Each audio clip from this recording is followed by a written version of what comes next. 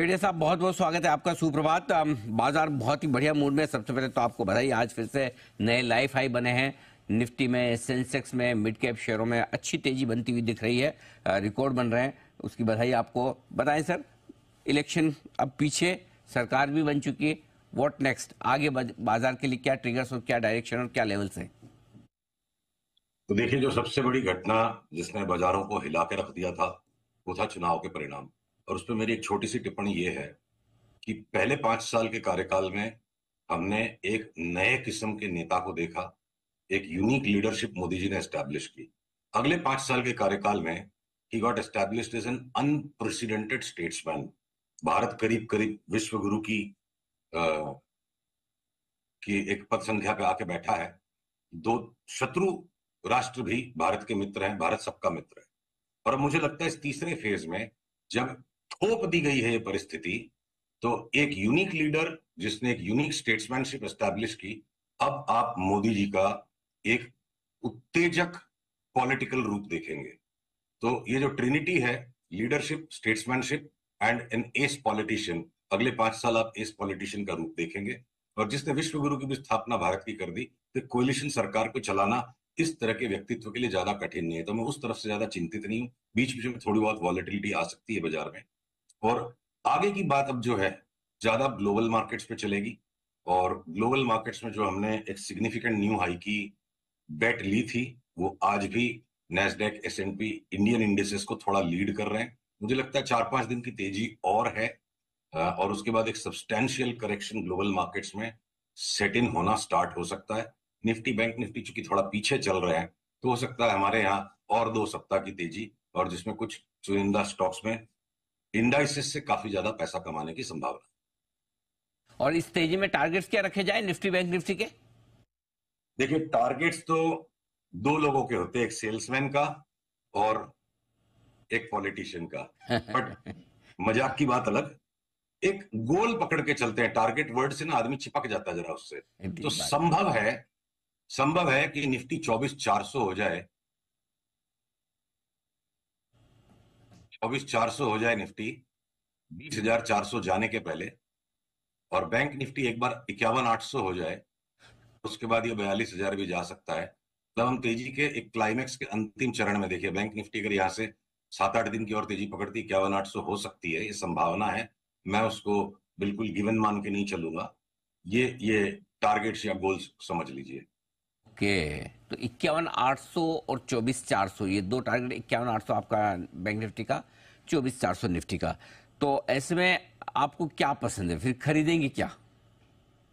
देखिए, index based stocks के games अलग हैं, सेक्टोरल मूव्स अलग है। आज मैं आपके लिए एक नई चीज लाया हूं, और इसकी हम शुरुआत करेंगे, कुछ मीठा हो जाए। पीसीआर कृपया मेरे स्क्रीन से इस चार्ट को जरूर दिखाएं। चार्ट आ रही है ये? जी सर। तो जी, आ गई। ये देखिए, ग्लोबल शुगर फ्यूचर्स की चार्ट है वीकली टाइम फ्रेम पे। तो ये जो एक्टिव पैटर्न बन रहा है फ्लैगिंग, मुझे लगता है $17 की मंदी नहीं आवे शुगर नंबर 11 फ्यूचर्स में। और हम फटाफट, यानी करीब साल भर के अंदर अंदर $17 के नीचे जाए बिना, अभी 19.10 है, $36 भी हो जाए तो बड़ी बात नहीं है। तो एक तरफा वर्ल्ड वाइड शुगर में खूंखार तेजी का सेटअप है, जो अभी तक ट्रिगर नहीं हुआ है। हो सकता है 15-20 दिन टाइम पास यहाँ करे, और उसके बाद एक तरफा शुगर में भयंकर तेजी वर्ल्ड वाइड हो जाए। और दूसरी तरफ जो 20% इथेनॉल ब्लेंडिंग का गवर्नमेंट का टारगेट है, वो अपने टाइम शेड्यूल से अहेड मूव कर रही है।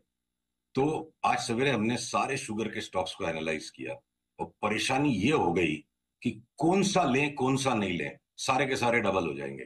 तो जिसको जो सूट करे, कुछ छोटे वाले शेयर्स जिनकी ज्यादा ही धुलाई हो गई थी, वो हो सकता है 3 गुना 4 गुना भी हो जाए, पर वो बहुत ज्यादा छोटे स्टॉक्स में निवेश करने की मैं सलाह नहीं दूंगा। तो एक मीठी बात ऐसी है, इंडेक्स का चाहे जो भी हो, अगले 12 महीने में कुछ मीठा हो जाए, ये पूरे 12 महीने मुझे लगता है आगे थीम चलेगी।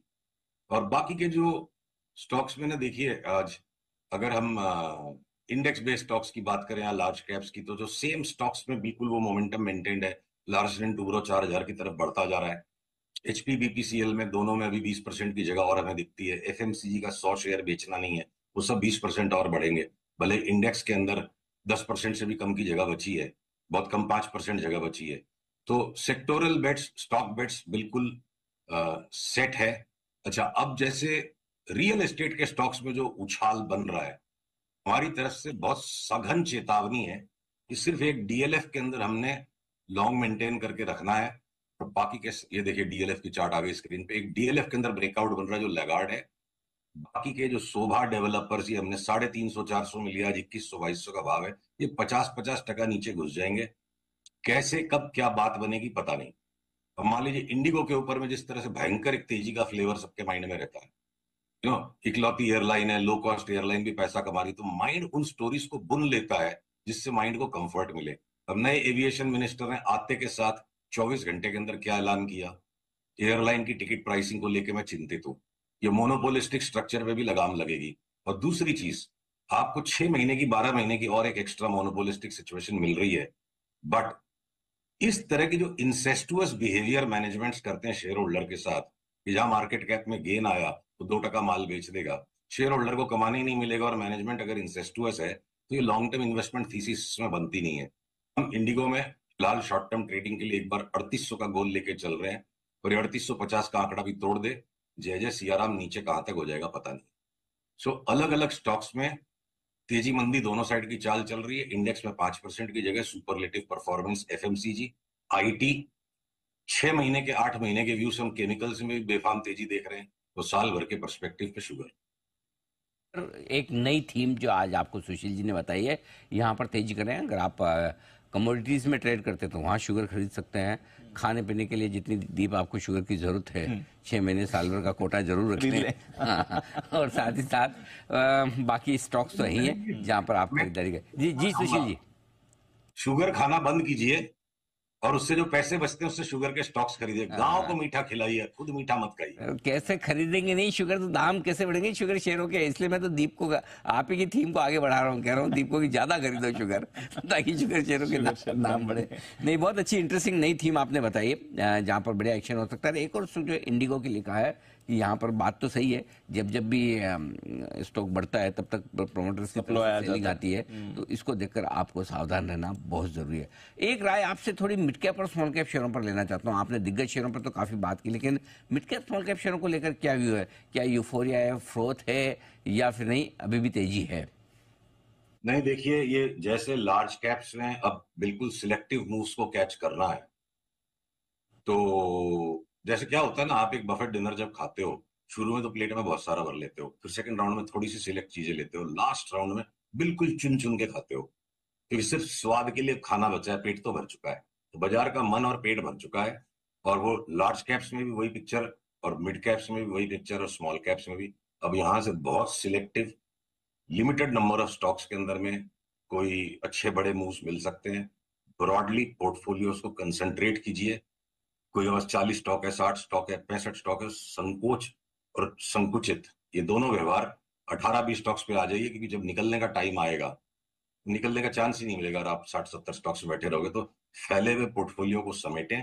यही सलाह हम अपने सारे क्लाइंट्स को दे रहे हैं, वही आपके साथ भी बात करेंगे। ये अक्रॉस द बोर्ड कोई यूफोरिया बनती चली जाएगी, वैसा माहौल न ग्लोबली दिख रहा है, न इंडिया के चार्ट्स पे दिख रहा है। बहुत बढ़िया। तो सावधान रहने की राय सुशील जी की तरफ से आती थी। सेलेक्टिवली कोई स्टॉक्स में आप बुलिश रहे, वो एक अलग बात है, बट ओवरऑल मार्केट में आपको, और सबसे बड़ी चीज़ है कि नंबर ऑफ स्टॉक्स आपको अपने पोर्टफोलियो में लिमिटेड करने जरूरी, नहीं तो फिर करेक्शन आएगा तो आपको समझ ही नहीं आएगा क्या बेचूं क्या ना बेचूं, और उसमें